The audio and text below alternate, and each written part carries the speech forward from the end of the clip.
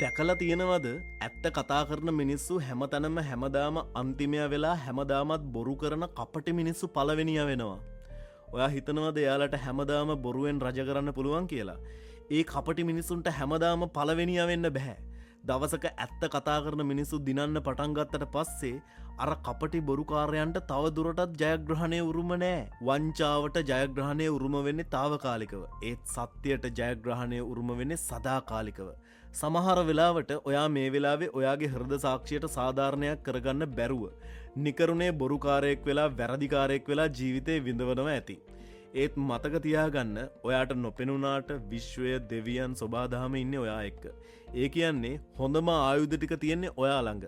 බොරුවෙන් වංචාවෙන් ඉස්සරහට යන මිනිස්සුන්ට යන්න දෙන්න. රබර් බෝලයක් වතුර යට පාගගෙන ඉන්නවා වගේ ඒක හරිම පුස් වැඩක්. ඔයාට සාධාරණය ඉෂ්ට වෙන දවසට ඔයාට දිනන්න පුළුවන්, සතුටු වෙන්න පුළුවන්, hina වෙන්න පුළුවන්. ඇරියස් කවර් කරගන්නත් පුළුවන් ලොවෙත් නැති වෙන්නම. ඉවසන්න. හොඳම කාලේ එන්නේ පස්සේ. good luck.